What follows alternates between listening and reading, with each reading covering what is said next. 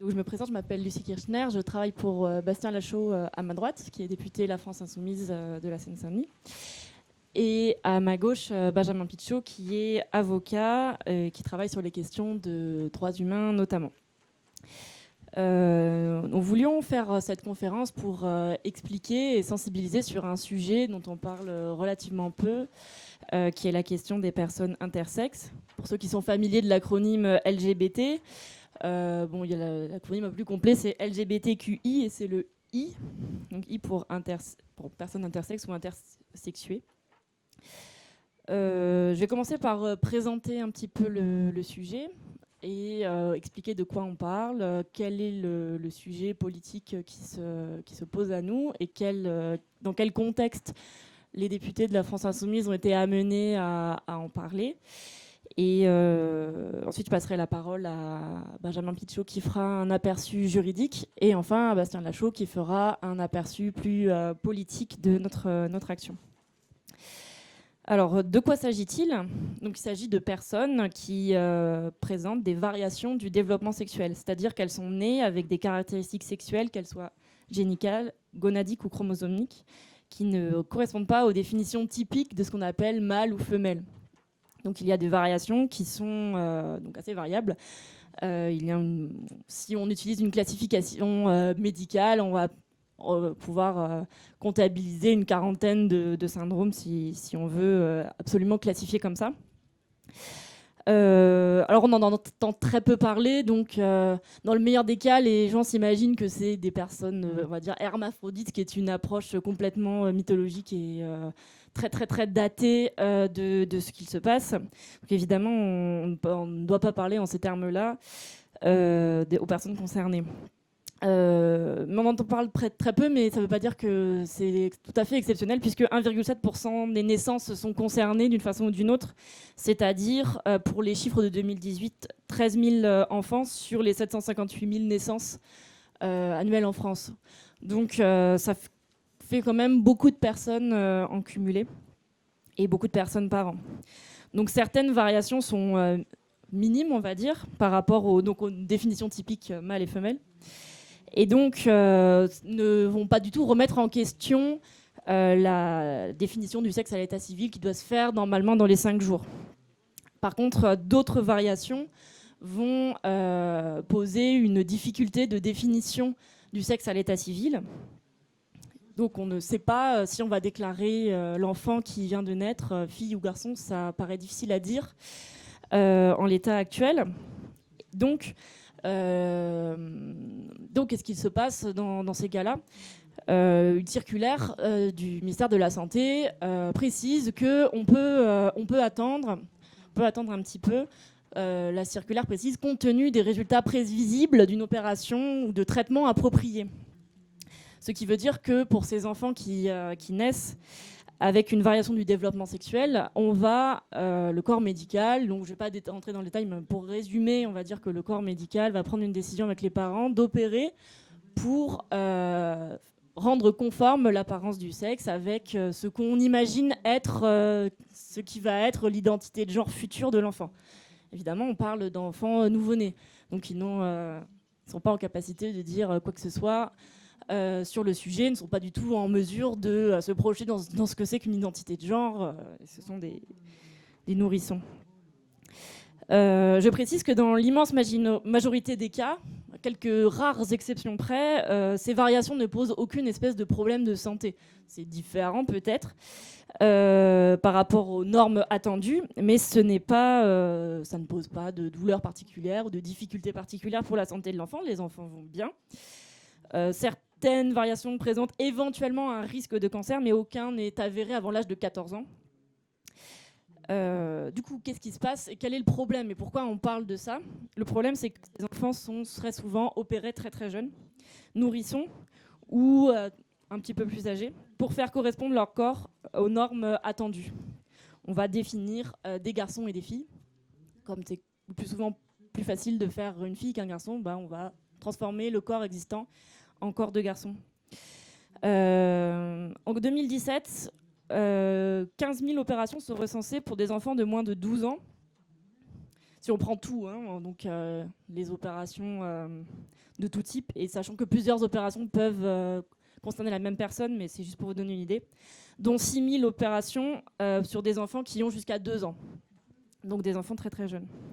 Ce sont des opérations qui sont souvent lourdes, très intrusives, puisqu'elles concernent la définition de, ce qui concerne les parties génitales, y compris la définition de l'identité de genre de la personne, donc très intrusives, irréversibles, et donc on peut les appeler, pour certaines, des mutilations, puisqu'il y a une partie du corps on procède de l'ablation d'une partie du corps qu'on ne pourra évidemment jamais réparer. Donc ça pose d'immenses problèmes de tout ordre, des problèmes éthiques, des problèmes politiques, des problèmes pour la personne concernée, bien évidemment, et des problèmes juridiques qui seront abordés ultérieurement. Donc la logique dans laquelle on se place en France,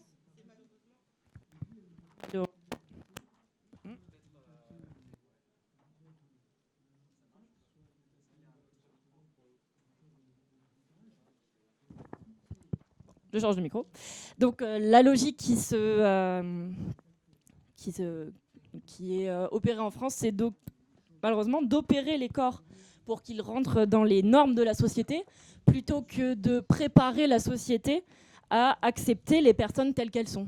On préfère faire des opérations extrêmement lourdes, extrêmement intrusives, plutôt que de se dire que les personnes sont comme elles sont et de les accepter comme elles le sont.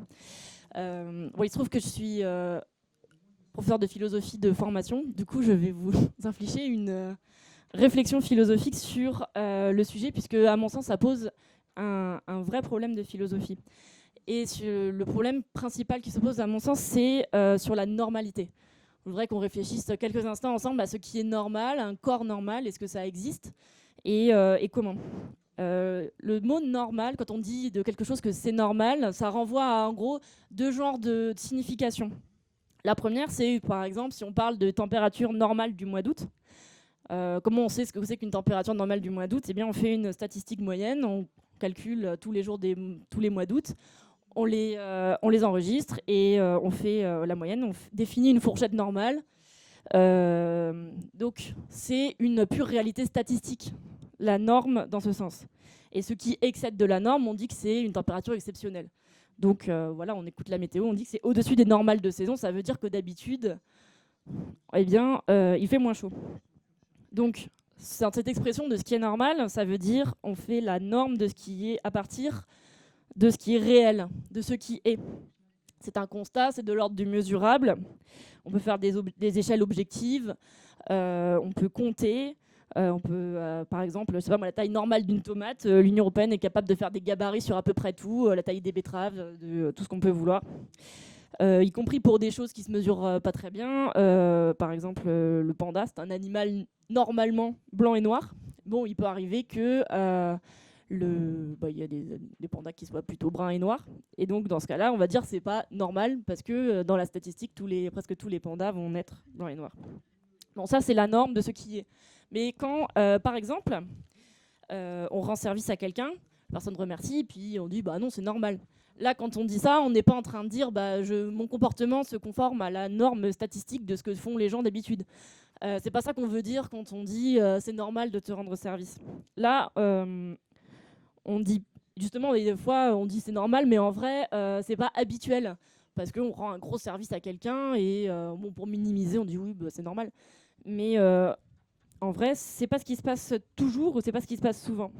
Donc dans ce cas-là, l'expression c'est normal, ça ne renvoie pas au réel, ça renvoie pas à ce qui est, mais ça renvoie à ce qui doit être. Et donc là, quand on dit c'est normal, on pose une norme que l'on appelle une norme morale ou une norme éthique. Et donc qui est assez différente en fait de la première expression du mot c'est normal. Et quel rapport avec notre sujet ?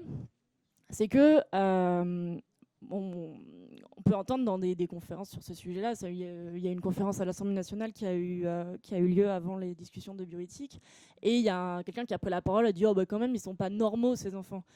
Et là, justement, qu'est-ce qu'on veut dire par là ? Est-ce que vraiment ces enfants ne sont pas normaux ? Et comment est-ce qu'on définit ce qui doit être ? Est-ce qu'on va dire tous les êtres humains doivent tous avoir les mêmes caractéristiques normales, statistiques ? C'est une vraie question parce que, je sais pas moi, est-ce qu'on on va opérer les gens parce qu'ils sont trop grands? Est-ce qu'on va opérer les gens parce qu'ils ont un nez différent? Est-ce qu'on va opérer les gens parce qu'ils ont les cheveux roux? Est-ce qu'on va opérer les gens parce que ils ont une caractéristique qu'on définirait comme non normale? Il n'y a pas de normalité de la couleur des cheveux, il n'y a pas de normalité de tout un tas de choses du corps, et le corps, il est ce qu'il est. Et comment on va définir ce qui doit être? Donc la norme éthique, eh bien, on ne peut pas se fonder sur les statistiques comme dans la première expression du mot normal. Donc on va se fonder sur autre chose. Et là, on rentre dans un problème éthique ou moral, voire un problème politique, où on va dire ce qui doit être. Donc quand on fait du droit, quand on fait la loi, on ne va pas dire ce qui est normal au sens de ce qui est, mais de ce qu'on voudrait qu'il soit. Donc on va dire... on va poser des règles, des autorisations, des interdictions. Et ça, c'est la norme éthique. Alors pourquoi je vous parle de tout ça? Parce que pour ce qui est des variations du développement sexuel, le corps médical va faire coller les deux définitions, ce qui ne devrait pas se produire. On va faire comme si ce qui est statistiquement habituel, en fait, c'est ce qui doit être. On va dire que ce qu'il faut faire, c'est ce qui est habituellement. Et là, c'est là où se pose un problème philosophique. Est-ce qu'on a le droit de définir arbitrairement ce que doit être le corps humain, ce que doit être un corps masculin, ce que doit être un corps féminin? La société le définit, et tous les corps qui ne rentrent pas dans cette norme habituelle, eh bien, on va faire en sorte de les y conformer de force. Enfin, de force. Sans trop demander l'avis des personnes, puisque, comme je l'ai dit, la plupart des enfants sont opérés avant même de savoir parler, donc évidemment de consentir à quoi que ce soit. Donc pour poursuivre cette réflexion, je voudrais vous dire qu'il n'y a pas de norme réelle de ce qui est vivant. Et d'ailleurs, toutes les normes que l'on fait, elles sont construites par abstraction, même quand il s'agit d'objets ou de choses parfaitement naturelles. Tout ce qui est ce qu'on appelle normal, ce sont des abstractions où on enlève toutes les caractéristiques secondaires que l'on va choisir de négliger, donc par abstraction, pour dire bon, on va définir les choses comme ça. Par exemple, si on veut définir ce que c'est qu'un arbre, eh bien, on va devoir faire abstraction de toutes les caractéristiques concrètes des différents arbres pour faire un concept qui se comprend. Donc pour un arbre, on va dire c'est une plante qui a un tronc, des feuilles, des branches, mais on va abstraire est-ce qu'il a des feuilles ou des aiguilles ou des choses comme ça. Donc c'est quelque chose qui est abstrait parce qu'on enlève tout ce qui est précis dans chaque arbre. L'arbre que vous voyez là-bas, c'est un arbre qui est unique. On ne pourra pas le définir de la même façon que son voisin. Pour faire la définition du mot arbre, eh bien, on va enlever de la norme tout ce qui nous dérange et qui va être différent des autres. Pour les corps, c'est pareil. Il n'y a pas de corps normal. Mon corps n'est pas plus normal que le vôtre, que celui de votre voisin, parce que chacun est unique. On est ce que l'on est. Et voilà, on a tous des caractéristiques qui sont personnelles, uniques. On est grand, gros, petit. On a une couleur de peau, une couleur de cheveux, une couleur d'yeux, de ce qu'on veut. Donc, est-ce qu'on va modifier les corps pour être tous des clones? Non.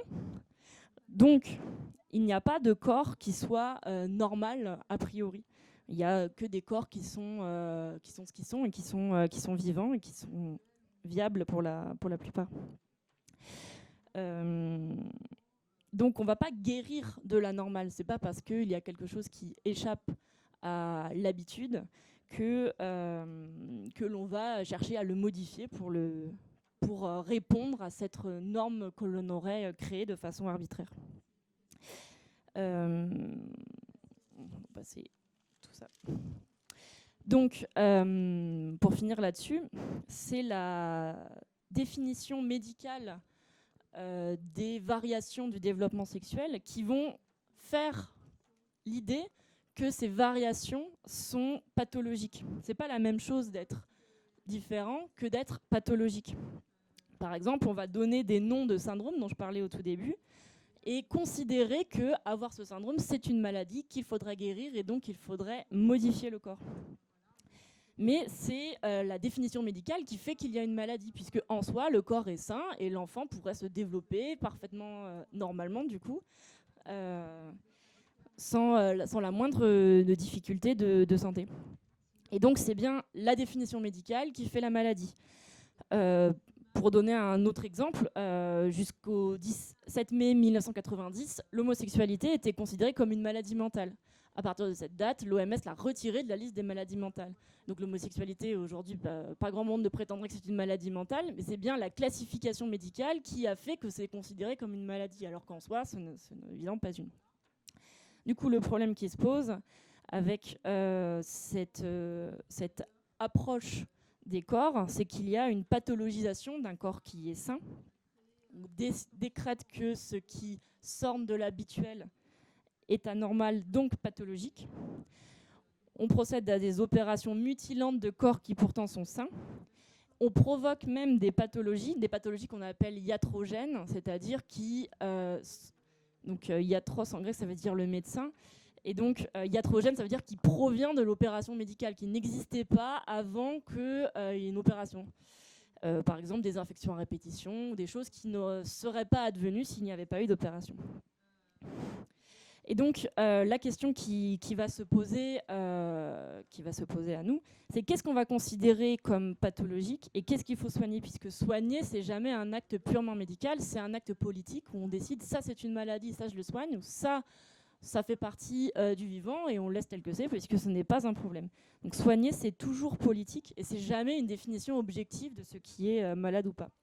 Et donc, la réflexion politique et philosophique à laquelle nous en sommes venus au cours des lois de bioéthique, c'est à partir de quels critères va-t-on décider d'opérer, de modifier le corps d'une façon ou d'une autre. C'est politique de définir les protocoles de soins, si soins il y a besoin. Et qui va décider de modifier le corps? Est-ce que c'est la personne elle-même? Est-ce que ce sont les médecins ou est-ce que ce sont les pouvoirs publics qui vont définir ce protocole? Et du coup, je vais passer la parole à Benjamin Pichot qui va nous faire un aperçu plus juridique des problèmes qui se posent du fait de ces opérations qui ne sont pas consenties par les personnes concernées. Merci, bonjour à toutes, bonjour à tous. Avant de commencer, je voulais vraiment remercier Lucie et Bastien pour deux raisons. La première, c'est que c'est la première fois que j'ai l'occasion d'intervenir sur une plage. Ça ne m'arrive pas souvent, donc il faut le noter. Vraiment, merci. Et la deuxième, c'est bien sûr pour votre engagement en matière de droits des personnes intersexes, parce qu'il faut le noter ici. Les deux personnes qui sont vraiment les plus compétentes aujourd'hui sur le sujet et les plus informées et celles qui défendent le mieux les personnes intersexes à l'Assemblée nationale, ce sont Lucie et Bastien. Le discours de Bastien en particulier à l'Assemblée nationale lors de la discussion des lois bioéthiques, et je le dis vraiment sans flagornerie, est un modèle du genre en termes de pondération, d'équilibre, d'intelligence et de sensibilisation sur ces questions, en même temps que de compréhension des problèmes médicaux et des équilibres politiques qui doivent régner effectivement dans notre pays. Donc je vous invite vraiment à le consulter et à l'écouter à ce titre-là, parce que c'était ce qu'il fallait dire et ce que beaucoup de personnes intersexes probablement attendaient depuis longtemps pour que ce soit dit dans notre hémicycle. Cela étant, je voulais aussi présenter mes excuses pour l'intervention que je vais faire immédiatement, parce que je vais être obligé d'essayer d'incarner un peu les choses et donc d'avoir une approche qui est vraiment très crue et très directe. Je pense qu'on peut parler effectivement de problématiques juridiques. Je pourrais vous parler de l'article 8 de la CEDH, je pourrais vous parler de l'article L1111-2 et L1111-4 du Code de la santé publique, de l'article 16.3 du Code civil. Ça ne va pas vraiment vous parler. En revanche, je pourrais vous parler de l'un de mes clients, qui est une personne intersexe, avec laquelle une fois, par exemple, on nous avait demandé d'animer un colloque à Amnesty International. Nous avions 20 minutes d'avance, nous ne savions pas quoi faire. Je lui ai dit, viens, on va prendre un café. C'est pas ce que tout le monde fait quand on ne sait pas quoi faire et qu'on est en avance. Il me dit non, moi je ne prends pas de café. Je demande pourquoi tu ne prends pas de café. Il me dit écoute, c'est très simple, le café c'est diurétique et moi quand je vais pisser, j'ai l'impression d'avoir des lames de rasoir qui me traversent tout le corps. Okay. Je peux vous parler d'une deuxième cliente qu'on a opérée à la naissance, une personne intersexe qui on a opéré vers le sexe féminin. Donc on a essayé de faire ressembler à une personne de sexe féminin. Je peux vous parler de son dossier médical. où tout au long de sa jeunesse, par exemple, les médecins ont conseillé et ont imposé à ses parents de lui rentrer ce qu'on appelle des bougies dans un néovagin qui a été construit afin que ce néovagin ne soit pas fermé et qu'il reste fonctionnel, fonctionnel sous-entendant pour la pénétration évidemment par un pénis, puisque quand le médecin écrit lui-même aux parents, il écrit en disant comprenez bien, elle aura une sexualité épanouie puisqu'elle a un néovagin qui lui permet d'être pénétrée. Résumant effectivement la sexualité féminine à la pénétration ici par un pénis. Je pourrais vous raconter aussi l'histoire d'un autre client, une histoire qui n'est pas inintéressante puisqu'on est ici pas directement sur les mutilations, mais davantage en réalité sur les conséquences indirectes du statut d'intersexe aujourd'hui en France, de l'intersexuation, des personnes qui vivent ensemble dans un squat, assez banal, hein, des milieux interlopes qui vivent de ci, de ça, comme ils peuvent, comme elles peuvent, sans commettre bien sûr aucune autre infraction que l'occupation du squat, qui un jour sont évacués par la police, tous et toutes ensemble, comme toute évacuation d'un squat par la police le matin, les insultes fusent, quelques bouteilles de bière fusent aussi. 3 personnes sont arrêtées, 3 personnes sont immédiatement placées en garde à vue. 2 personnes disent c'est moi qui ai insulté et qui ai traité le policier de fils de pute. La deuxième dit c'est moi qui ai lancé les bouteilles de bière. Ces 2 personnes seront immédiatement relâchées à l'issue de la garde à vue. Seule une personne qui n'a jamais été accusée de rien sera poursuivie et il faudra aller la défendre devant le tribunal correctionnel, qui la seule personne intersexe qui était présente, tout simplement. Parce qu'elle a catalysé la détestation, la haine, l'étrangeté et tout ce que vous pouvez imaginer en termes de minorité et d'absence de reconnaissance et d'anormalité factice effectivement de notre construction sociale, alors même que les 2 autres personnes ont dit non mais c'est moi qui ai jeté la canette sur le policier, non mais c'est moi qui l'ai insulté. Les policiers ont choisi tous de poursuivre cette personne. Nous sommes allés la défendre au tribunal correctionnel. Alors, je peux pas dire, je le dis sans forfanterie là non plus, nous avons réussi à faire qu'elle soit complètement acquittée. Et bien malgré cela, malgré l'absence de preuves, malgré les déclarations de tout le monde, les policiers ont quand même décidé d'interjeter appel pour pouvoir continuer à le poursuivre et pour pouvoir maintenir la pression sur cette personne. Donc on en est là aujourd'hui effectivement de l'intersexuation dans notre pays. Être intersexe, ça veut dire avoir une chance assez significative, chance étant à prendre bien sûr avec un tas de guillemets, d'être opéré dès la naissance. Parce que, comme tu l'as très bien dit, Lucie, effectivement, nous sommes dans une société qui n'envisage la différence sexuée que sous une binarité exclusive. Il ne peut y avoir que des hommes et que des femmes. Et cette binarité exclusive est bien sûr complètement à rebours de la réalité. Nous savons bien, et si nous le savons, et nous le sentons tous d'ailleurs, et si nous y réfléchissions 5 minutes ensemble, nous le saurions et nous le déduirions tous, qu'il n'y a pas des hommes et des femmes dans notre société. Il y a en réalité par-delà les archétypes masculins et féminins qui sont les 2 côtés, entre guillemets, d'une gradation. Il y a effectivement un éventail de possibilités avec des personnes qui sont parfois plus proches d'un côté, parfois plus proches de l'autre, et d'autres qui sont parfois exactement, en quelque sorte, au milieu de cette gradation entre un idéal type masculin et un idéal type féminin. Aujourd'hui, depuis quelques années, avec ma collaboratrice Mila Petkova et avec un chercheur en droit, Benjamin Monpuech, nous travaillons sur les questions juridiques relatives aux personnes intersexuées. Je peux vous dire que je n'ai pas personnellement de définition de ce qu'est un homme, de ce qu'est une femme.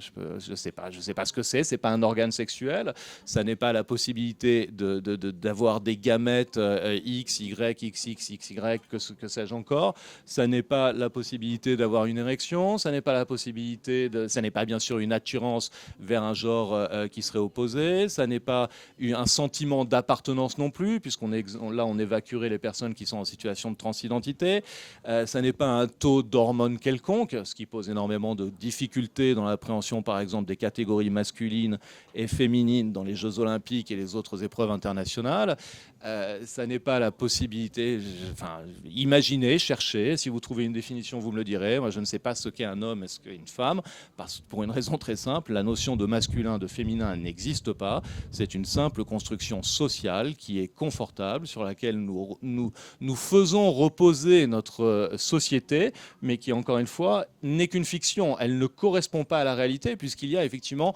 entre 1,4 et 2,8 selon les statistiques. On dit aujourd'hui plutôt 1,7 97% de la population, qui ne correspond pas à cette définition. Et quand on parle d'intersexuation, on ne parle pas uniquement, je tiens à le préciser là aussi, des personnes qui, entre guillemets, seraient exactement au milieu du spectre.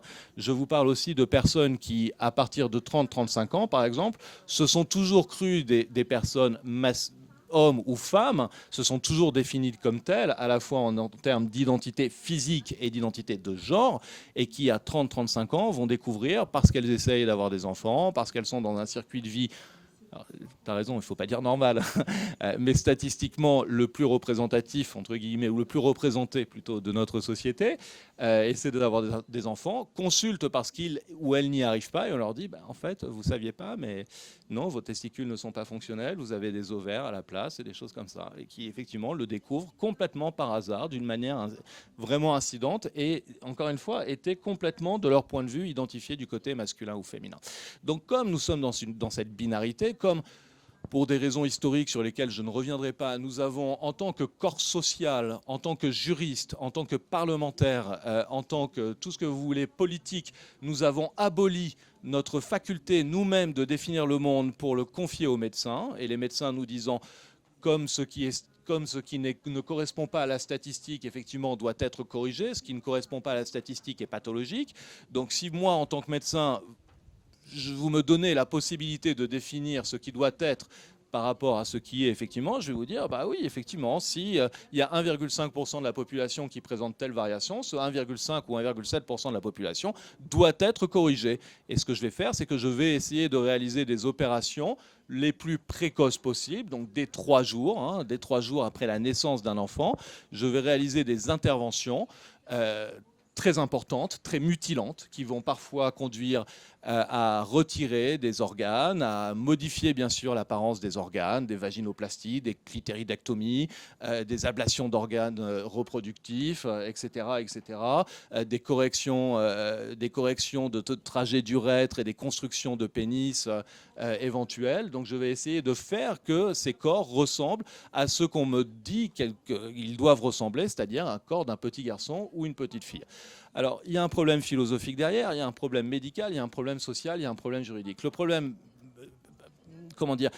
sociologique et individuel, il est qu'aujourd'hui, quelle que soit la pertinence, entre guillemets, philosophique de la correction des corps qui, encore une fois, sont parfaitement fonctionnels, puisque, mis à part, et encore, c'est très discutable, mis à part un cas d'intersexuation, 99% des enfants qui naissent intersexes vont se développer d'une manière parfaitement harmonieuse. Donc c'est vraiment l'exemple ici, et la comparaison avec les roux est parfaitement justifiée parce que la proportion est la même. C'est comme si vous disiez, voilà, il y a 1,7% de la population qui naît roux, c'est comme ça, on n'aime pas les roux, donc on va tous leur couper la tête pour essayer d'avoir une tête qui soit pas rousse. On est à peu près à ce niveau en termes juridiques, en termes philosophiques, d'appréhension effectivement de la difficulté. Alors que, bon, sauf erreur de ma part, d'être roux ne va pas induire ici des développements qui sont pathologiques systématiquement. Mais bon, passons. Donc on va essayer de les corriger, et en termes de, vous voyez bien ce que ça a comme connotation pathologisante de parler de corriger. Il ne s'agit évidemment pas d'une correction telle qu'elle est vécue par ces personnes, mais ce terme de correction, c'est celui effectivement qui est employé par le corps médical habituellement. Donc on va essayer de les corriger pour les faire ressembler à des petits garçons ou à des petites filles. 2 problèmes juridiques sur ces corrections. Le premier problème, il est très simple, c'est que ces personnes ne sont absolument pas en état de consentir. À 3 jours, vous ne pouvez pas consentir à des actes qui sont des actes chirurgicaux, mutilants, graves et irréversibles, c'est important. On ne peut pas consentir aux traitements hormonaux qui vont suivre pendant toute l'adolescence. On pourrait vous parler d'enfants, là aussi, de clients qu'on a, dont la croissance a été bloquée parce qu'ils ont subi des injections hormonales, soi-disant pour pouvoir effectivement développer ou avoir des taux de testostérone qui correspondaient à ceux de petits garçons, qu'ils n'étaient pas et qu'ils ne deviendront jamais de toute façon. Ils ne peuvent pas consentir non plus, c'est très important, à l'identité de genre qui est choisie pour eux. C'est-à-dire qu'on va les faire ressembler à un genre masculin ou féminin, mais d'une manière pleinement arbitraire. on ne sait pas du tout quelle identité de genre l'enfant plus tard va développer. Ce qui fait que souvent ou parfois, il arrive que des personnes intersexes soient opérées vers une identité de genre masculine ou féminine et qu'à l'adolescence, elles développent une identité de genre différente et qu'elles demandent à nouveau d'être opérées effectivement pour avoir une identité de genre. Donc elles suivent en fait un parcours de transition transidentitaire pour pouvoir effectivement avoir une identité de genre qui correspondrait, enfin une identité sexuelle qui correspondrait à leur identité de genre. Donc 3 problèmes, tout ça sans aucune nécessité médicale, et sans aucun consentement, j'insiste lourdement. Alors vous voyez bien qu'il y a une fiction juridique qui consiste à dire que dans cette situation, le consentement est reporté en quelque sorte sur les parents, puisque dès qu'il s'agit, ou sur les titulaires de l'autorité parentale, dès qu'il s'agit de protection d'une personne mineure, ce sont bien sûr les titulaires de l'autorité parentale qui sont normalement, sauf d'échéance, c'est un autre cas, mais qui sont normalement aptes à consentir ou à refuser de consentir aux actes qui sont proposés aux enfants.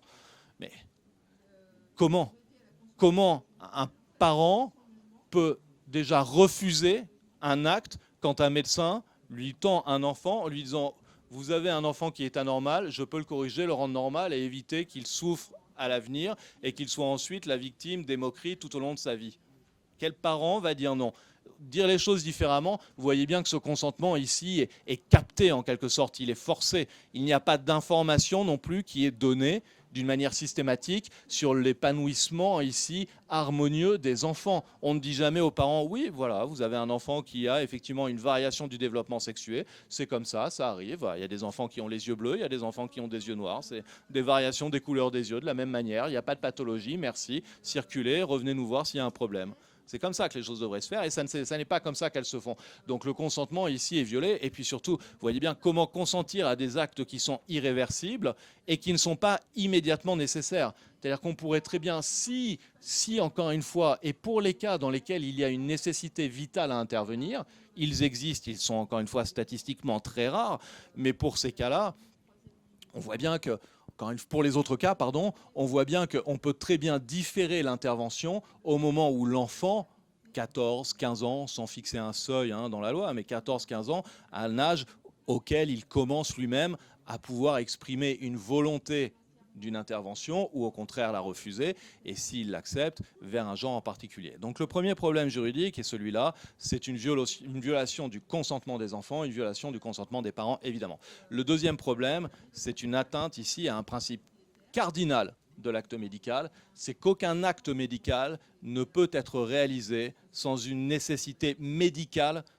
pour la personne. C'est-à-dire sans qu'il y ait, dans une balance entre l'inconvénient et l'avantage, une pesée qui oriente bien sûr vers le caractère supérieur des avantages par rapport aux inconvénients. Et là, non plus, ça n'est pas le cas. Ces enfants ne bénéficient d'aucun avantage à subir une intervention. Le seul avantage qui est excipé aujourd'hui par les professionnels, c'est celui qui consiste à s'appuyer sur la flemme que nous avons tous dans notre société à penser la différence, à penser la diversité, en disant « mais oui, mais vous savez bien », des psychologues de bon marché qui vous disent « il faut comprendre que l'enfant, sinon, va être là aussi la victime pendant toute son adolescence de constructions qui sont particulièrement difficiles, de moqueries, et qu'il ne pourra pas s'identifier à un genre. » Oui, mais non, non. Non, ça c'est une difficulté que nous faisons peser sur les enfants, mais qui n'est pas inhérente à la variation du développement sexué. Et qui en plus, au regard des conséquences délétères des interventions, ne sera jamais compensée. Il y a beaucoup plus de problèmes ici et de conséquences physiques, psychologiques aux interventions qu'il n'y a à ne pas intervenir. Les personnes que nous défendons dans notre cabinet sont des personnes auxquelles on a menti toute leur vie.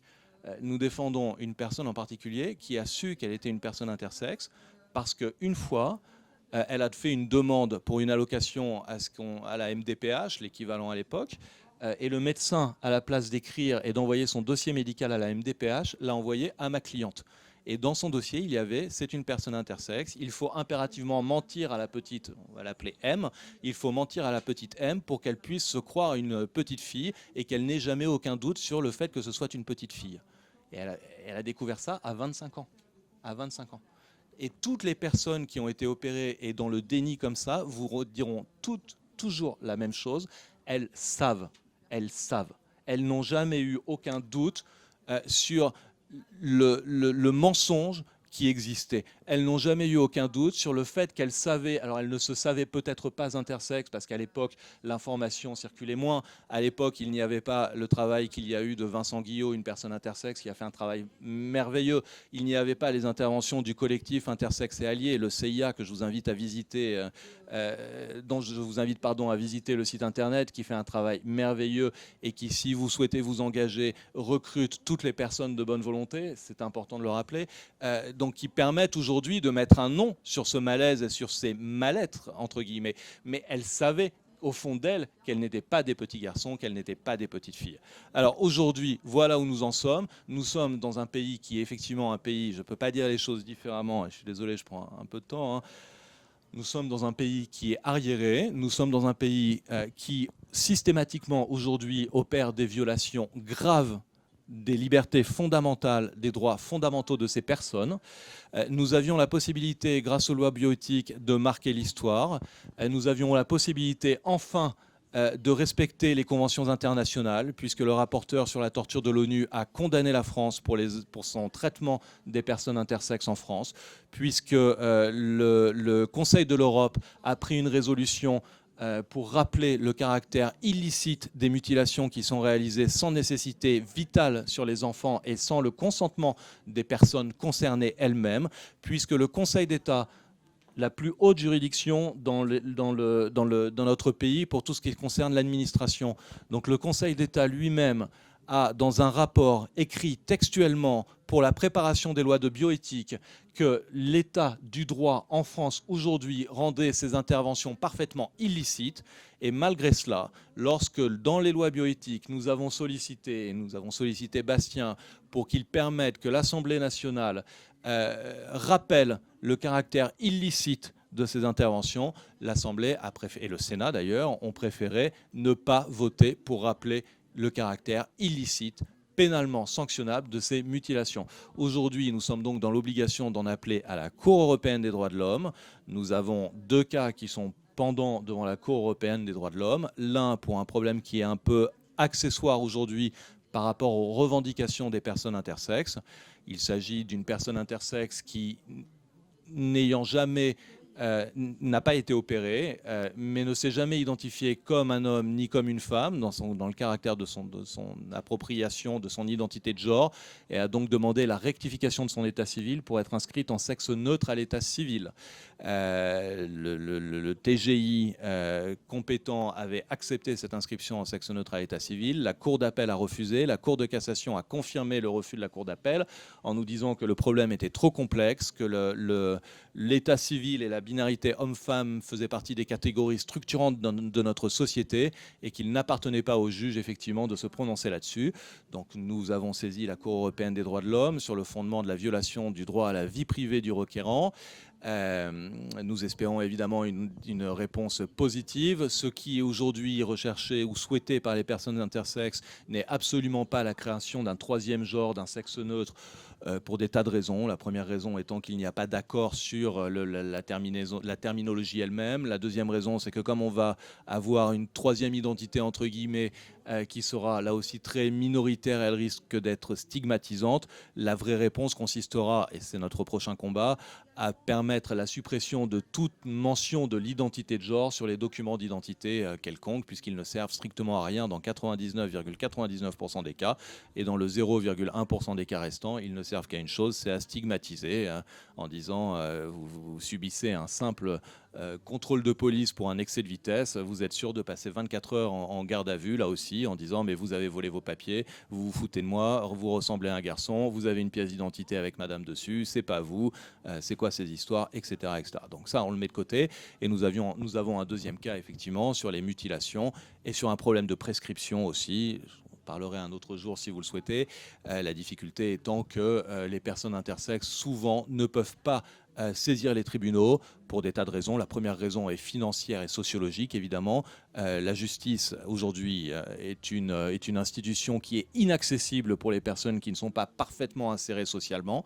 Je ne parle même pas financièrement, je parle simplement le fait de savoir saisir un avocat, de savoir parler avec un avocat, de savoir constituer un dossier, d'avoir la rigueur de suivre les rendez-vous avec son avocat, d'avoir la force psychologique quand toute la société vous a menti toute votre vie, puisque c'est ça, hein, un parcours intersexe. C'est le médecin, c'est-à-dire l'institution dans laquelle vous avez le plus confiance, vous a menti en vous mutilant dès votre plus jeune âge, vos parents vous ont menti, l'école vous a menti, toutes les institutions publiques vous ont menti. Donc vous n'allez pas saisir la justice aussi facilement.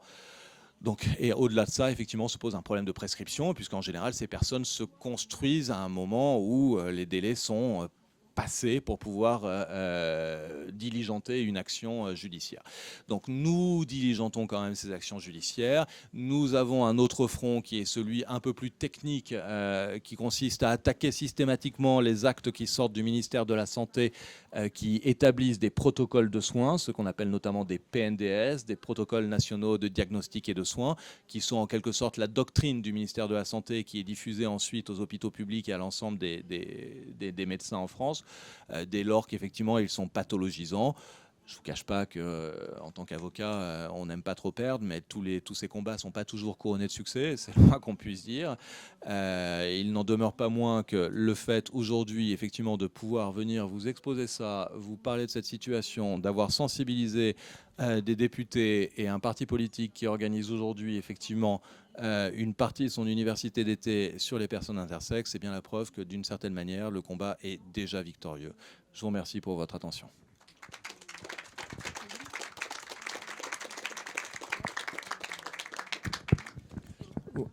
Bien, merci Benjamin, merci Lucie pour ces deux premières interventions qui ont tellement déblayé le sujet que la mienne va être très courte. Merci. Juste déjà pour dire que nous sommes face à un paradoxe. Il y a maintenant 4 ans, le Parlement a voté une loi qui permet aux personnes en transition, en transidentité, transgenre, de changer leur état civil sans avoir à subir de stérilisation et d'opérations médicales. C'était, d'une certaine manière, la reconnaissance de l'identité de genre et que le genre était non plus seulement une réalité physique, mais une construction sociale. Et c'est fondamental, cette victoire. L'identité de genre est une construction sociale. Et pour autant, dans le cas des enfants intersexes, cette réalité sociale du genre est totalement niée au profit d'une vision biologique pathologisante du corps. Et c'est une contradiction complète dans l'état de notre société, car un enfant intersexe qui va être opéré pour lui assigner un genre pourra d'une certaine manière changer de genre sans subir d'opération une fois qu'il sera majeur. Et c'est donc bien la démonstration, à partir du moment où l'identité de genre est une construction sociale, que nous ne sommes pas face à un sujet technique de savoir si les opérations sont mieux aujourd'hui qu'il y a 20 ans, qu'elles font moins souffrir, qu'elles sont plus efficaces. On est bien sur une question de droit de l'homme et de liberté des personnes, de liberté de choix, de la manière dont on peut contrôler son corps, en fait. Ça nous renvoie à l'idée du contrôle du corps. Alors évidemment, la société ne tolère pas ces opérations de mutilation, etc. Tout cela est interdit. C'est en effet l'article 16-3 du Code de la santé publique. Mais pour autant, ces mutilations, elles continuent d'exister. Il y a des milliers d'opérations tous les ans. Et obtenir du rapporteur de la loi bioéthique de la République En Marche qu'il admette devant le Parlement que ces mutilations existent, eh bien, il a fallu une lecture, où il ne l'a pas fait, la lecture du Sénat, une deuxième lecture en commission, et finalement, nous avons réussi que, lors de la deuxième lecture en hémicycle, le rapporteur admette que des mutilations ont lieu dans notre pays.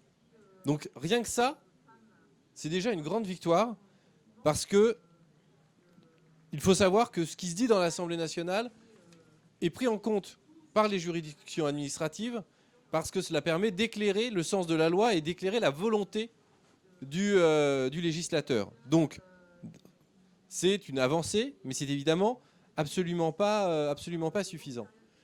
Parce que nous heurtons à un mur, un véritable mur médical et un mur idéologique, parce que, en effet, nous nous attaquons au plus intime, à la distinction dans notre société entre le masculin et le féminin, ce qui fonde énormément de discrimination, ce qui fonde ici également beaucoup de logique et d'idéologie, y compris des religions qui sont basées sur cette altérité. Rappeler que ce sujet n'est pas simplement un sujet de quelques excités sur une plage. C'est un travail qui existe au niveau international.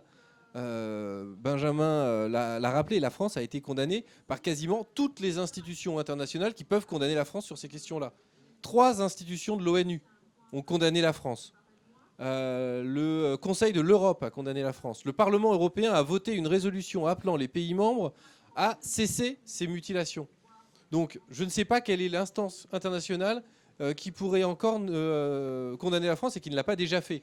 Au niveau français, le Conseil d'État, le Défenseur des droits, la DILCRA, toutes ces instances qui sont y compris des instances gouvernementales. La DILCRA, c'est la délégation interministérielle à la lutte contre le racisme, l'antisémitisme et l'homophobie. Donc, toutes ces instances ont condamné la France. Et nous avons un Parlement où la parole des médecins est très importante. Nous avons un ministère de la Santé où la parole des médecins est également très importante, qui ont refusé de réinscrire, de rappeler ce que la loi prévoit déjà. Et même le ministère de la Santé refuse de prendre un simple décret, une simple circulaire, un simple rappel à la loi pour l'ensemble des médecins qui pratiquent ces opérations. Il faut imaginer que dans notre pays, il y a des centres spécialisés dans différents hôpitaux qui se réunissent, qui établissent des protocoles nationaux de soins, et ces protocoles préconisent l'intervention, préconisent les interventions, les opérations et donc les mutilations au plus tôt. Alors que l'urgence, dans tous ces cas, c'est d'attendre que le consentement éclairé puisse être obtenu. Et Lucie l'a rappelé, si cancer il doit y avoir, ça ne sera pas avant 14 ans. Donc on peut, à 12 ans, à obtenir un consentement beaucoup plus éclairé qu'à 12 jours. Et les spécialistes qui, aujourd'hui, refusent maintenant de pratiquer, alors qu'ils pratiquaient des interventions avant, disent que même si on doit faire une opération, l'opération sera beaucoup plus efficace après la puberté ou au moment de la puberté qu'avant. Et donc, même si l'on souhaite des opérations, et il y a des personnes qui peuvent souhaiter des opérations, donc il ne s'agit pas d'interdire les opérations, hein, nous sommes bien d'accord, et bien ces opérations seront plus efficaces plus tard. Donc, aujourd'hui, nous sommes dans un moment charnière. Nous avons réussi à mettre le pied dans la porte. La loi bioéthique, cette loi qui fixe les principes bioéthiques de la nation, elle est révisée tous les 5 à 7 ans. Le gouvernement n'avait pas du tout intégré la question des personnes intersexes ou intersexuées dans cette révision de la loi bioéthique. Tout simplement, jamais la représentation nationale n'a eu à se questionner sur l'éthique de ces opérations qui ont débuté en France dans les années 60, c'est-à-dire avant l'existence des lois de bioéthique. Donc pour la première fois, ce sujet est inscrit dans une loi de bioéthique à l'initiative des parlementaires. Donc c'est déjà une grande victoire. Maintenant, nous avons eu plusieurs débats de plusieurs heures au sein de l'hémicycle sur ces questions. Nous avons ce débat ici, et il faut saluer le travail du collectif Intersexes et Alliés qui n'a malheureusement pas pu répondre présent à l'invitation que nous lui avions envoyée pour participer à cette conférence, mais nous aurons l'occasion d'avoir d'autres événements avec eux. Mais il faut saluer le travail de ce collectif qui a mis sur le devant une de ces questions qui contribuent aujourd'hui aux discriminations envers les personnes LGBTIQI. Et donc, il faut aujourd'hui changer ces pratiques médicales et ces pratiques sociales. Parce qu'en effet, c'est l'acceptabilité des personnes intersexuées dans notre société qu'il faut travailler. Il ne faut pas se contenter d'interdire ces mutilations. Il faut interdire ces mutilations, mais il faut aussi travailler à l'acceptation de l'altérité. Il faut travailler à l'acceptation des différences. Aujourd'hui, je ne vais pas dire que le combat est gagné, mais sur les questions d'orientation sexuelle au sein de la jeunesse, il est beaucoup plus facile d'accepter des orientations dites minoritaires ou autres, même si il ne faut pas nier les taux de suicide plus importants que chez les autres pour les jeunes personnes LGBT, mais il y a des choses qui avancent. Il faut continuer à faire avancer ces choses. Il faut que la société aujourd'hui puisse accepter ces différences. Et je pense que la suppression du genre à l'état civil est une des premières pierres à cet édifice. Il faut aussi que l'éducation nationale joue un rôle beaucoup plus important là-dedans, et la question des établissements privés sous contrat doit être posée. Quand on voit que, par exemple, le lycée Sainte-Marie à Lyon enseigne encore que l'homosexualité est une abomination, et que ce lycée est sous contrat et donc financé par l'argent public, il faut revoir les modalités de contrôle de ces établissements privés et s'assurer que l'éducation à la sexualité, et qui doit inclure ces acceptations de la différence, et au-delà de la sexualité, l'acceptation de l'altérité, eh bien c'est aussi le rôle de l'éducation nationale. Donc voilà. Et évidemment, tous les services publics doivent être formés, tous les acteurs des services publics doivent être formés à la lutte contre les discriminations. Les forces de police, de gendarmerie et la justice en premier lieu, car ce sont là aussi où les lieux où les discriminations sont les plus importantes. Et donc c'est tous ces combats qu'il faut que nous menions pour aboutir à une société où l'égalité absolue entre tous et toutes ne soit plus un vain mot. Donc voilà, moi, ce que je voulais juste rajouter par rapport aux deux précédentes interventions qui ont réellement permis de bien cerner le sujet, puisque je vous propose, c'est qu'il nous reste 3/4 d'heure pour échanger s'il y a des questions sur le sujet.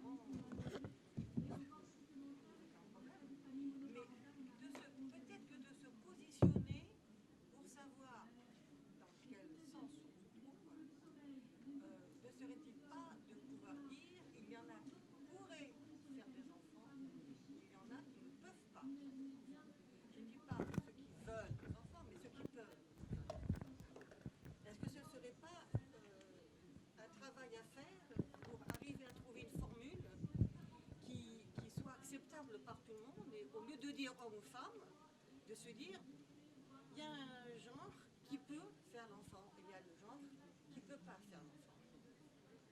Je ne sais pas du tout si je suis dans la norme en disant ça, si je suis pas qui, mais si j'ai pensé, je pense qu'il y en a d'autres qui doivent le penser aussi. On prend plusieurs questions par...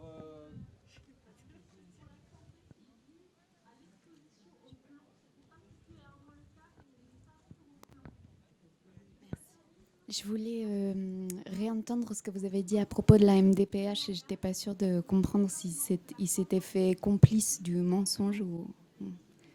Je voulais juste revenir là.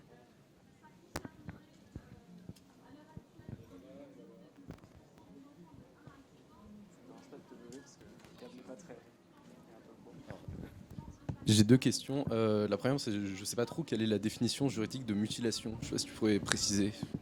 Et l'autre, c'est que, en fait, je trouvais ça. Je suis arrivé ici parce que je connaissais mal cette question et j'ai trouvé ça très intéressant à quel point ça soulevait des problèmes fondamentaux.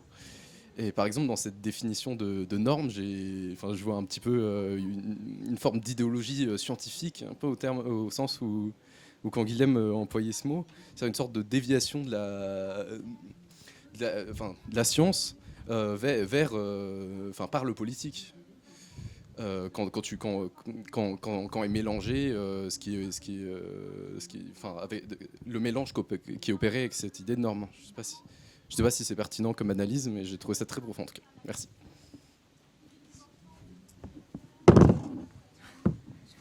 Ok. J'ai une question, c'est sur les cas à la CEDH. Vous aviez cité un cas qui portait donc sur le droit à la vie privée, n'est-ce pas? Mais je ne sais pas si c'est moi qui l'ai manqué, mais j'ai manqué le deuxième cas. Donc je suppose que c'était sur une question de mutilation, peut-être, vu comme vous l'avez dit, j'aimerais bien en savoir plus.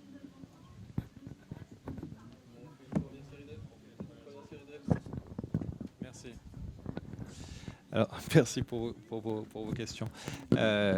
De la plus simple peut-être à la plus complexe pour répondre. Pour la MDPH, c'est pas une question de complicité, c'est que à l'époque des textes applicables, il fallait tout simplement il fallait que le médecin remplisse une demande de communication du dossier médical, si vous voulez, pour permettre à la MDPH d'apprécier la situation de la personne. Et donc que la MDPH statue pour savoir si la personne avait droit à une aide ou pas. Basique. À la place d'avoir envoyé son dossier à la MDPH, le médecin a envoyé effectivement à la personne elle-même. C'est une erreur. C'est pas ni une complicité, ni rien du tout, c'est une simple erreur de destinataire.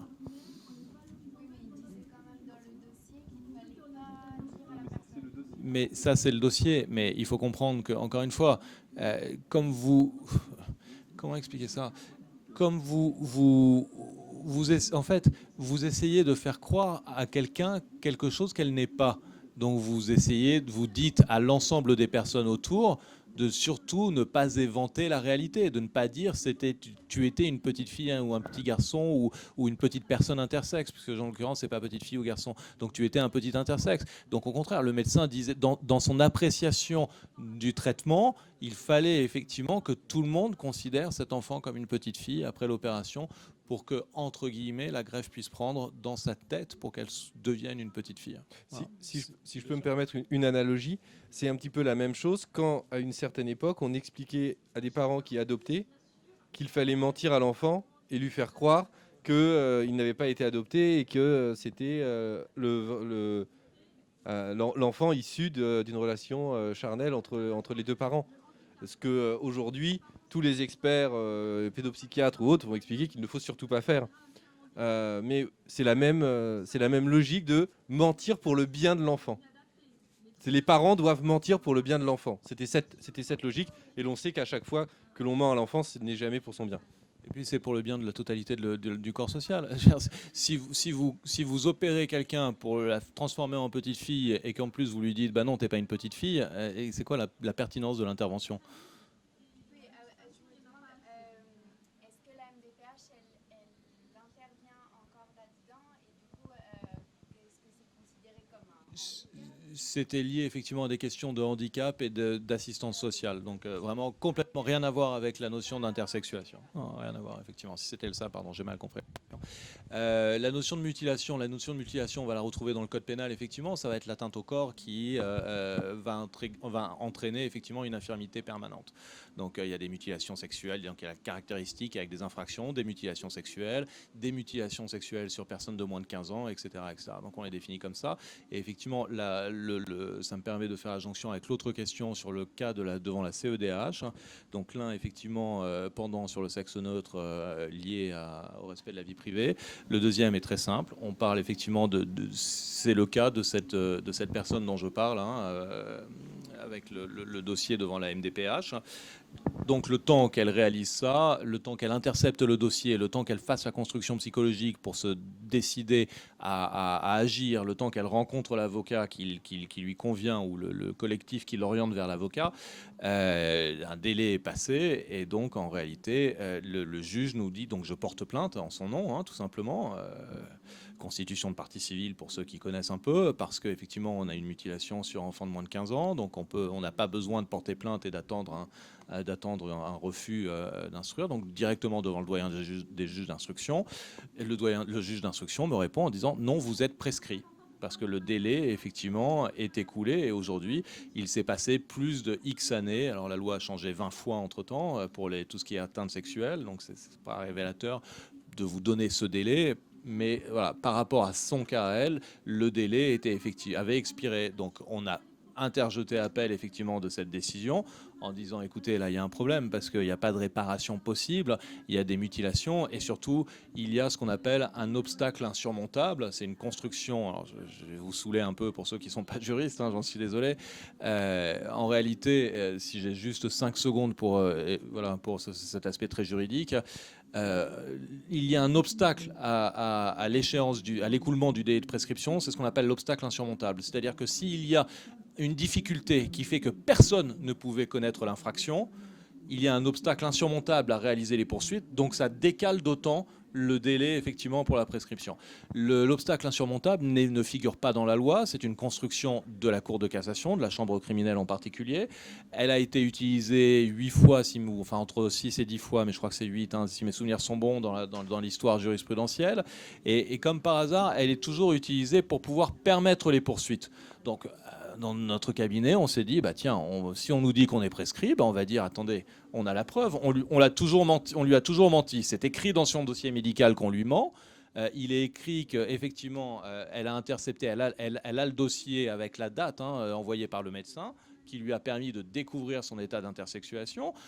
Donc on va faire courir le délai de prescription à partir du moment où elle a intercepté ce courrier. Et à partir du moment où elle a intercepté ce courrier, donc on remet le compteur à zéro et on n'est pas encore prescrit. On y va. On a défendu ça devant ce qu'on appelle la chambre d'instruction, c'est-à-dire l'organe d'appel du juge d'instruction, qui nous a dit non, je suis désolé, ça va pas marcher. Cour de cassation, on a dit non, ça va pas marcher non plus. Ils ont refusé d'appliquer la théorie de l'obstacle insurmontable. Et donc on est effectivement aujourd'hui pendant devant la CEDH, mais on ne s'attendait pas à un refus, si vous voulez, de cette prise en compte de l'obstacle insurmontable. Alors encore un petit détail juridique, donc on est devant la CEDH pour deux choses différentes. D'abord pour les mutilations, mais en réalité la CEDH ne pourra pas statuer sur les mutilations pour la raison très simple que les juridictions nationales n'ont pas statué elles-mêmes sur les mutilations. Donc on est devant la CEDH pour un cas de discrimination. Pourquoi ? Parce que la théorie de l'obstacle insurmontable dans la jurisprudence française, si vous regardez un peu mieux, c'est très drôle. Elle a été construite pour permettre les poursuites, comme je vous l'ai dit, et elle a systématiquement été utilisée toujours pour permettre les poursuites contre les femmes. En l'occurrence, c'est le cas des bébés congelés, de ce genre de choses. Donc on découvre effectivement 10 ans après qu'une personne a congelé les bébés, personne ne le savait. Donc on permet la poursuite. Donc c'est toujours au détriment des femmes. Et nous on dit, attendez, il y a un problème là. C'est-à-dire qu'on a une théorie jurisprudentielle qui permettrait là aussi de faire valoir les droits d'une personne qui, selon l'identité de genre et selon l'état civil, est bien une femme, même si c'est une personne intersexe, mais bref, est une femme, et on nous refuse de l'appliquer. Donc pour moi, c'est une discrimination.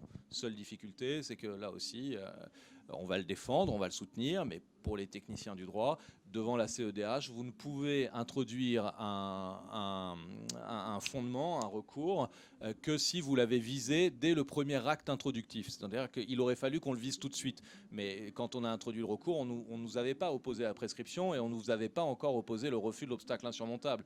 Donc on n'avait pas la possibilité effectivement d'invoquer cette discrimination. Donc on l'a fait, on le verra. Le but du jeu, c'est, encore une fois, c'est pas une instrumentalisation du recours juridique, mais il y a un débat politique, il y a une démarche et un débat politique derrière le recours juridique. Encore une fois, le simple fait de pouvoir en faire parler, de le faire connaître à la CEDH, de faire remonter des cas et des situations, c'est déjà extraordinaire. Maintenant, des cas de discrimination en tant que tel devant la CEDH, À ma connaissance, il n'y en a pas encore qui viennent de France. Il pourrait y en avoir bientôt qui viendront de Belgique. Ce sera probablement le premier qui risquera d'arriver, peut-être du Royaume-Uni, mais pas de la France, parce que, encore une fois, l'état social fait que les personnes qui sont concernées ne sont pas en état aujourd'hui. Enfin, moi, je les rencontre. On travaille très proche, de manière très proche avec le CIA.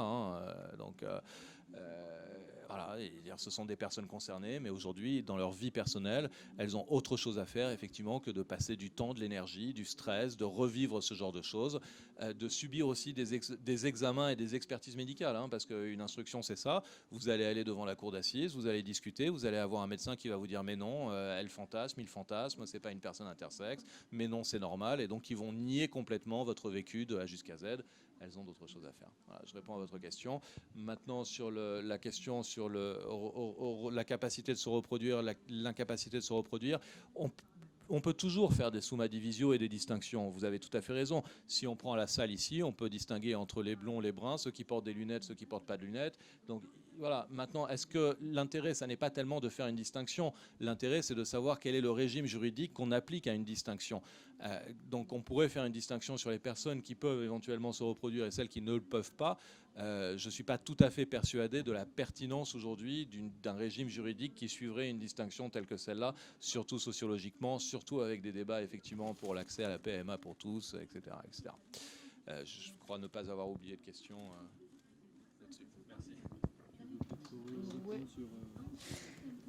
Oui, Laure, tu as posé une question sur le pathologique Canguilhem. Si je me souviens bien, effectivement, si jamais ça vous intéresse de creuser donc cette distinction entre normal, pathologique, ou plutôt entre sain et pathologique, donc Canguilhem, c'est vraiment l'auteur le plus recommandable, donc c'est un auteur français du XXe siècle et dont les travaux sont à ce jour, à mon avis, indépassés. C'est vraiment la chose à lire si vous avez envie de creuser, à la fois philosophiquement et médicalement, ces questions-là. J'ai sauté dans ma présentation, mais j'avais noté une phrase de Canguilhem, justement, pour expliquer un petit peu la différence entre le normal et le pathologique. Et Canguilhem explique bien dans ce travail. Donc c'est le titre de l'ouvrage de Canguilhem principal qui traite de ces questions, c'est le normal et le pathologique, justement. Et il explique, je le cite, « Il n'y a pas de pathologie objective. On peut décrire objectivement des structures ou des comportements, mais on ne peut pas les dire pathologiques sur la foi d'aucun critère purement objectif. Objectivement, on ne peut définir que des variétés ou des différences sans valeur vitale, positive ou négative. » Et c'est ce que peut confirmer également des choses comme l'évolution très lente des espèces. On ne va pas dire qu'un mammifère normal, il vit sur Terre ou il vit dans la mer. Quand il y a eu l'évolution, je sais pas moi, des mammifères qui sont retournés dans la mer, on va pas dire un dauphin, c'est un mammifère anormal. Non, c'est un dauphin, c'est un mammifère qui vit dans l'eau. Et à vrai dire, voilà, tout le monde se contrefiche de savoir est-ce que c'est normal ou pas normal. Ou même sur des animaux que la biologie a un petit peu du mal à classer. Je sais pas moi, l'ornithorynque, on dit bon, c'est l'animal bizarre parce que c'est un mammifère, mais il pond des œufs. Est-ce que c'est un animal anormal? Non, c'est un animal qui vit très bien comme il vit. Et c'est vraiment une construction sociale, une construction médicale, une construction politique qui définit ce qui est pathologique et ce qui est sain. C'est pas objectivement quelque chose que l'on peut définir comme pathologique. C'est toujours on décide que ça c'est un problème, ou on décide que ça fait partie des variations parfaitement acceptables dont personne ne se préoccupe, comme la couleur des yeux. Voilà. Je ne sais pas si j'ai répondu à ta question.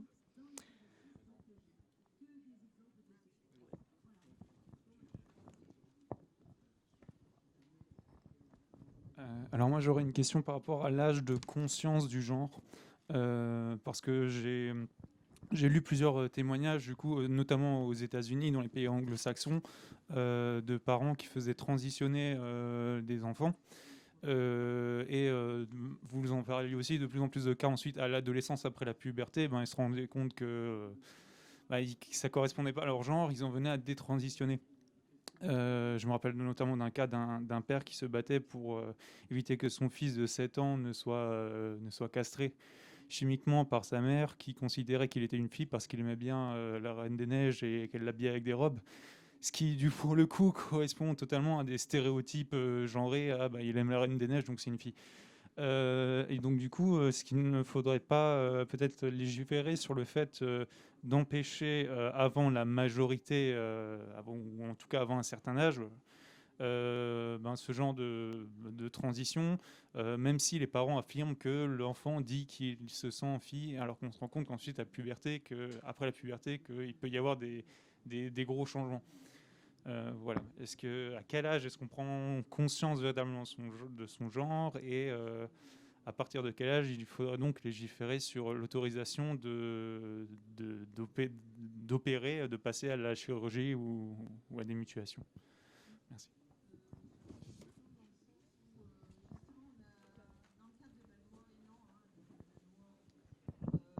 Vous avez dit dans votre intervention que la France était arriérée sur la question de l'intersexualité. Justement, ma question c'était est-ce qu'on a des exemples de pays qui sont beaucoup plus avancés que nous? Est-ce qu'on peut s'appuyer sur des exemples et quels sont justement ces exemples de pays qui sont beaucoup plus avancés que nous?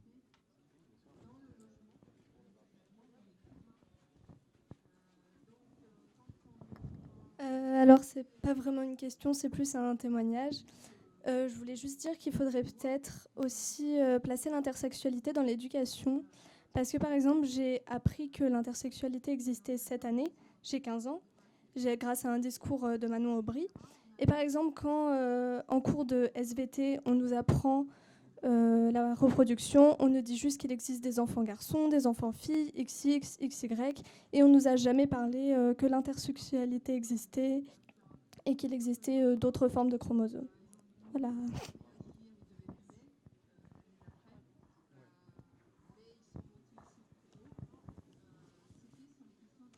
Oui, du plus simple au plus facile. Oui, évidemment, hein, l'éducation doit se saisir de cette question. Hein. C'était le sens de ma conclusion. Donc, si j'ai pas été clair, je le redis. Hein.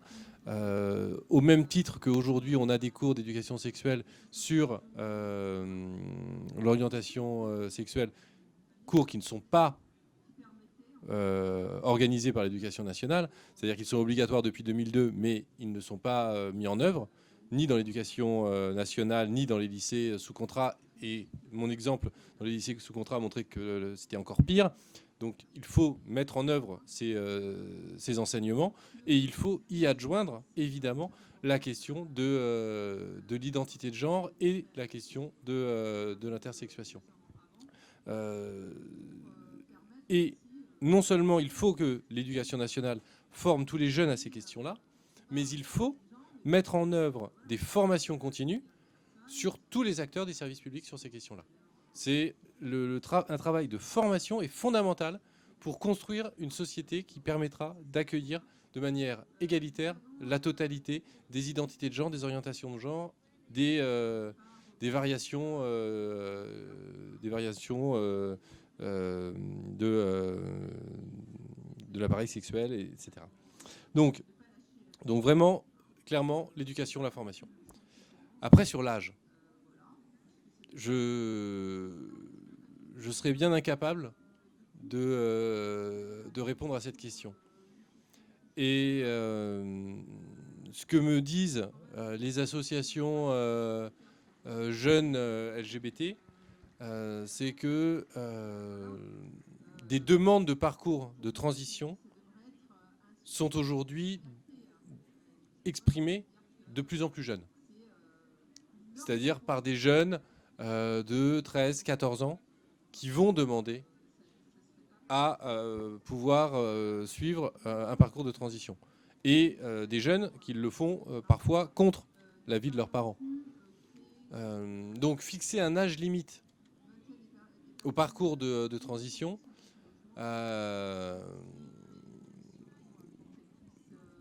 est séduisant d'une certaine manière parce que cela permet de protéger, mais dans le même temps peut contraindre et empêcher une transition qui pourrait être beaucoup plus facile si elle est opérée plus jeune. Donc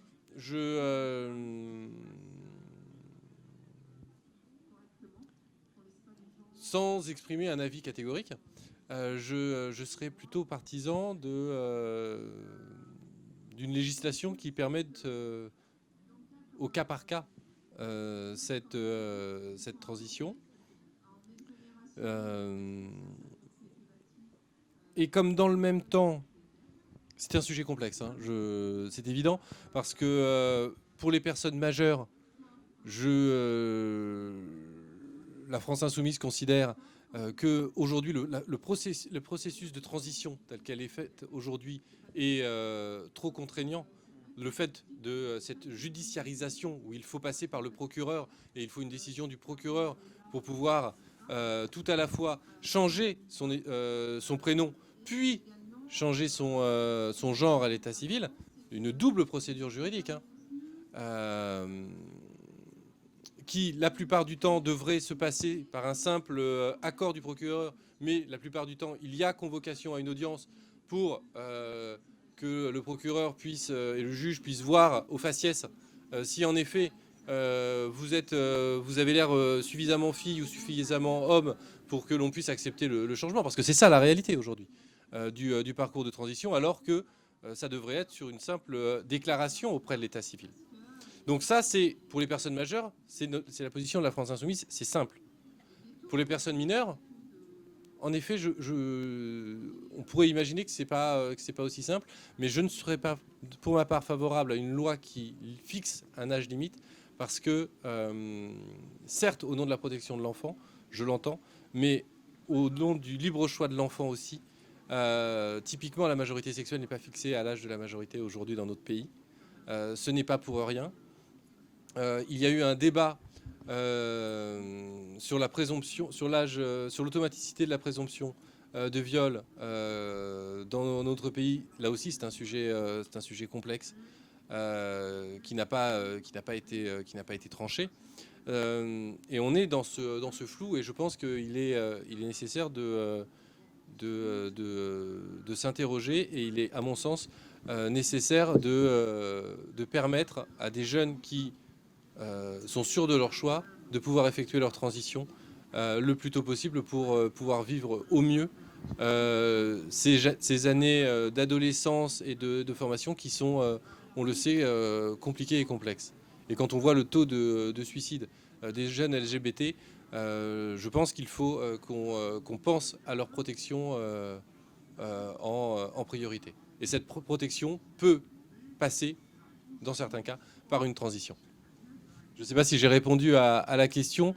J'ai plus fait état de doute qu'autre chose, mais je pense qu'il faut vraiment être en capacité d'écouter ces jeunes qui, aujourd'hui, s'expriment sur leur sexualité, sur leur orientation de genre, sur leur identité de genre, de plus en plus tôt.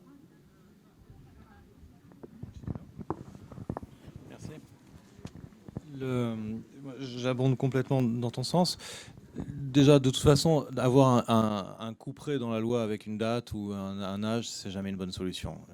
17 ans et demi, 18 ans, 6 mois, c'est arbitraire et ça fonctionne pas, d'une part. D'autre part, aujourd'hui, la réelle difficulté n'est pas dans la réalisation abusive d'actes de transition, mais bien au contraire dans l'impossibilité pour la plupart des personnes transidentitaires, justement, d'accéder à la transition, que ce soit par refus des médecins, que ce soit par refus de prise en charge par les protocoles de sécurité sociale, ou que ce soit parce que nos protocoles sont largement dépassés. Le dernier date de 2011, si mes souvenirs sont bons, par la HAS, alors que les standards mondiaux, et notamment le standard qui est le manuel, vous savez, des ordres psychologiques, etc., américain, a complètement modifié effectivement la prise en charge des personnes en situation de transidentité. Et ces nouveaux standards sont des standards qui justement dépathologisent la situation de transidentité et n'imposent plus la présence d'un diagnostic psychiatrique comme c'était le cas auparavant. Donc soyons un peu plus souples. dépathologisons, ouvrons l'accès, arrêtons de poursuivre les médecins qui mettent en œuvre aujourd'hui les protocoles internationaux qui font consensus et qui donc écartent les protocoles français qui sont complètement dépassés de la vie de tout le monde. Permettons surtout de développer des transitions, encore une fois, qui ne sont pas celles que l'on imagine le plus souvent, puisque une transition, c'est pas forcément un acte chirurgical.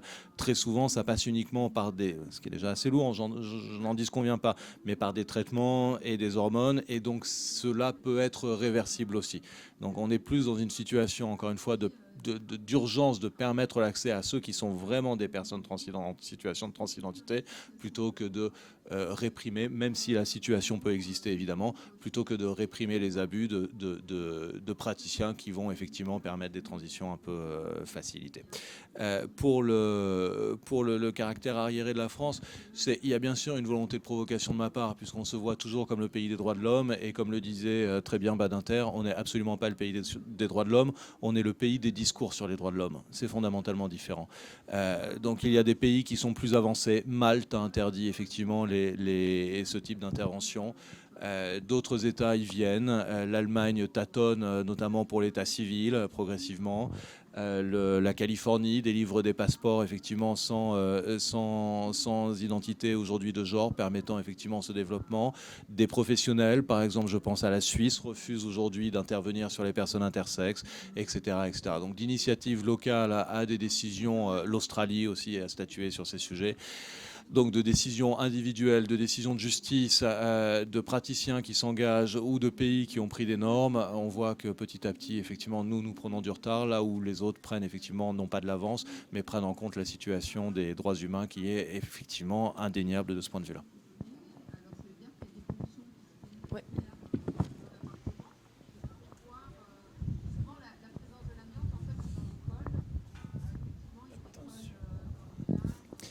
Donc bonjour, merci beaucoup, parce que vous me permettez en fait de découvrir quelque chose, peut-être comme beaucoup de personnes ici.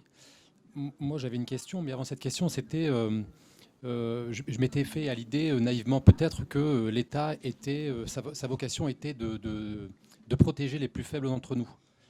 Et je suis assez surpris de découvrir, c'est un sujet que je ne connaissais pas du tout, qu'on puisse intervenir de manière chirurgicale sur des enfants, mais qui ne vont pas mourir. Et donc, je pensais que la médecine était là pour guérir et sauver des gens. Et là, on voit que on n'est pas dans ce cadre-là. Donc, et ce qui m'ennuie beaucoup, c'est que, en plus des enfants, c'est quelque chose de très important. Et je me dis, mais il va falloir encore attendre que vous interveniez, que des lois sortent pour que des gens comprennent, et donc du temps va passer. Ma question, c'est qu'est-ce que risque quelqu'un qui va arracher, entre guillemets, un enfant entre 0 et 3 jours pour lui laisser du temps de se positionner à un moment qu'il décidera, l'âge à discuter, mais que lui décide. Voilà. Qu'est-ce que risque une personne qui va vouloir protéger cette personne-là dans le contexte d'aujourd'hui et essayer, entre guillemets, d'en sauver un bon nombre. Voilà, enfin, c'était ma question.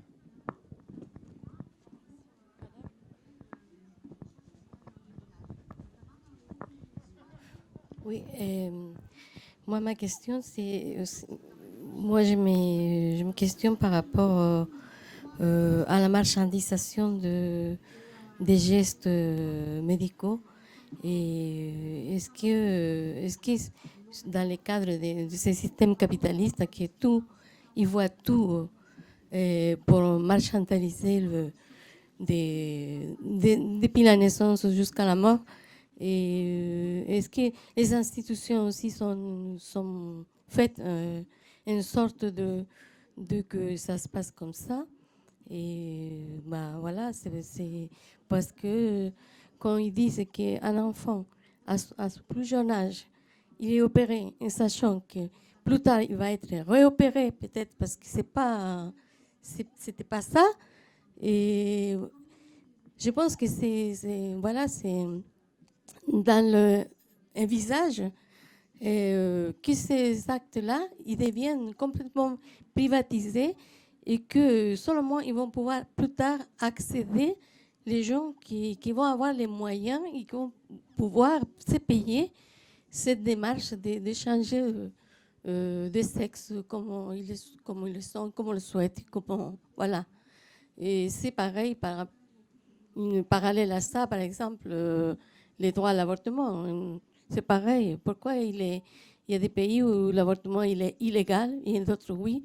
Parce qu'évidemment, les gens qui ont accès à se faire avorter dans des cliniques privées, ils peuvent payer. Et les pauvres gens qui ne peuvent pas faire, ils doivent avorter clandestinement et se faire affronter à mourir. Voilà.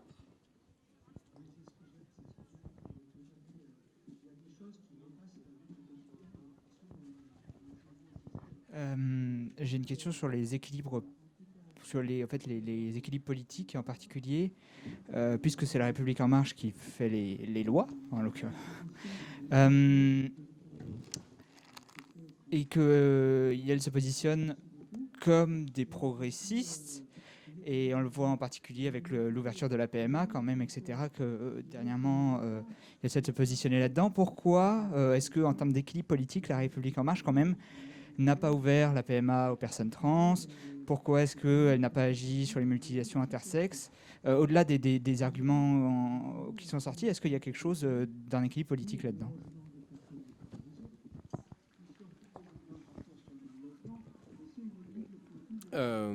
Sur la dernière question,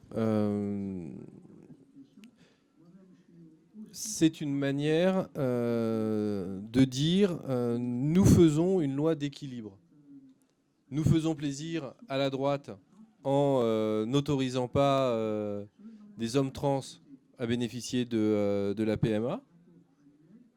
Parce qu'un homme qui pourrait avoir un enfant et qui pourrait accoucher, quand la droite a compris que ça pouvait exister, ils ont failli faire une crise d'apoplexie. Et quand on leur a dit que ça arrivait en France et que naturellement, justement depuis la loi sur le changement de genre sans stérilisation, de fait, oui, un homme trans peut accoucher, et nous avons un vide juridique aujourd'hui.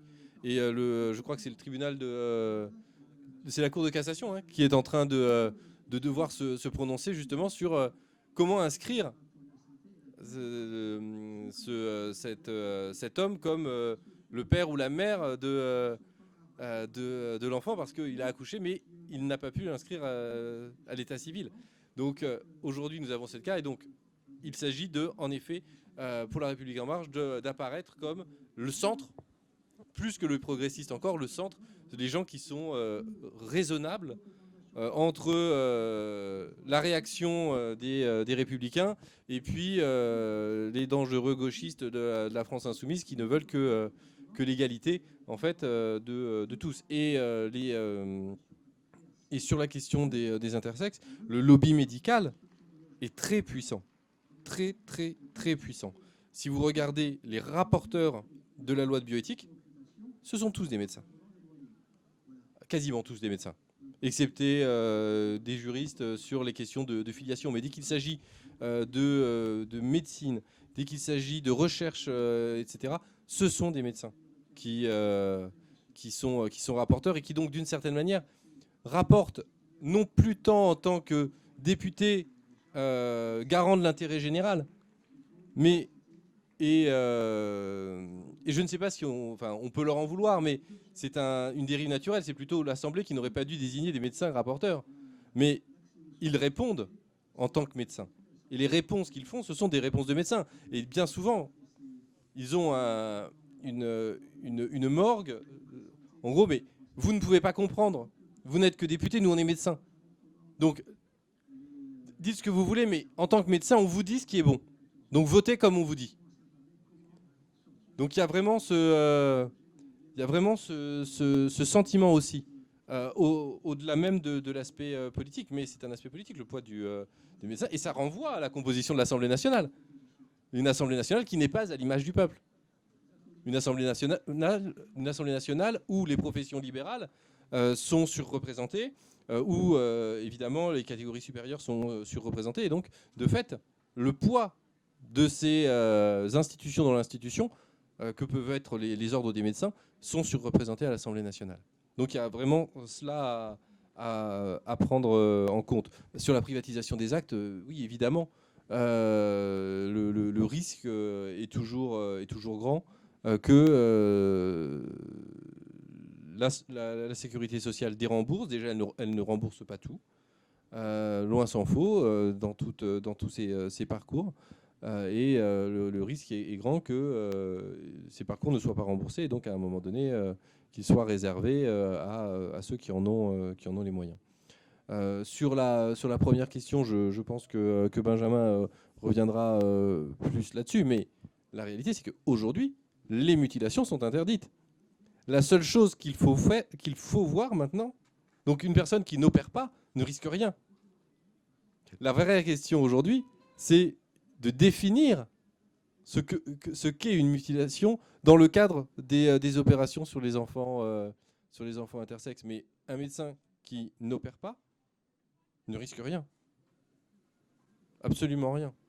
Mais je pense que tu peux peut-être préciser et développer.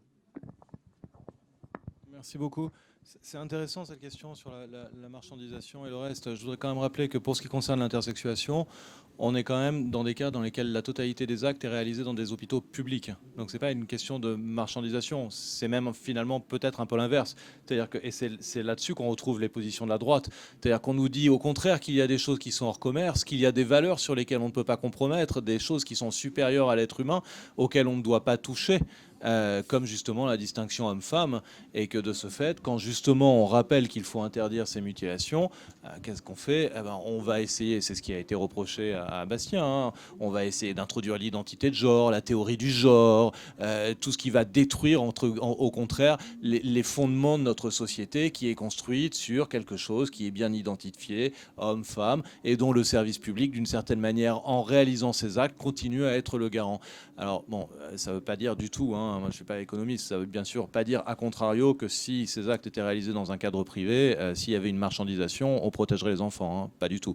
Mais c'est un autre biais de confirmation de la nécessité effectivement d'intervention, puisque ce sont des valeurs comme la défense de l'enfant par exemple. Pourquoi on se bat pour interdire parfois l'IVG ? Parce qu'on défend un intérêt supérieur qui n'est pas à la disposition des êtres humains et de la volonté, qui est celui de l'enfant, de l'innocence de l'enfant, etc., de l'enfant à naître. Donc on est à peu près dans le même type de logique et de réflexion qui interdit effectivement toute dépathologisation finalement du débat public autour de ces questions et de ces valeurs.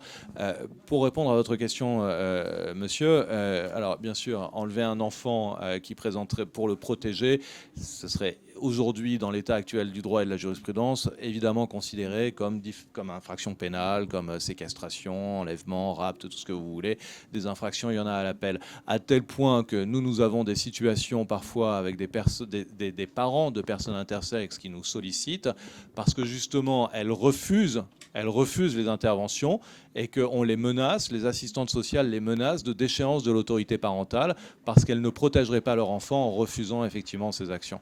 Donc on en est là. On en est à marcher vraiment sur la tête, à proposer effectivement et à menacer de déchéance de l'autorité parentale si on n'accepte pas la réalisation d'un acte de mutilation irréversible sur son enfant.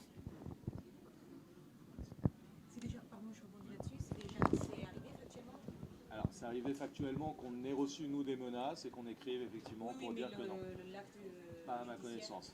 C'est arrivé dans le cadre de situations de transition pour des adolescents effectivement assez âgés, 16-17 ans. Avec un adolescent qui voulait faire une transition, donc transidentitaire, qui voulait faire une transition. L'un des deux parents s'y oppose, l'un accepte. L'enfant se réfugie chez celui qui accepte, saisit la DAS. La DAS dit perte de la déchéance de l'autorité parentale parce que vous ne pouvez pas accepter une transition. En termes d'avancée effectivement sur l'autodétermination. On va conclure, sauf si quelqu'un a une autre question. On vous remercie beaucoup pour votre attention et être venu à cet atelier. Et on espère que ça vous a intéressé. Donc les amphis se poursuivent. Ici, juste après... Je ne sais même pas ce qu'il y a. Et bien, vous pouvez attendre et vous saurez quel est le nouvel atelier sur la plage.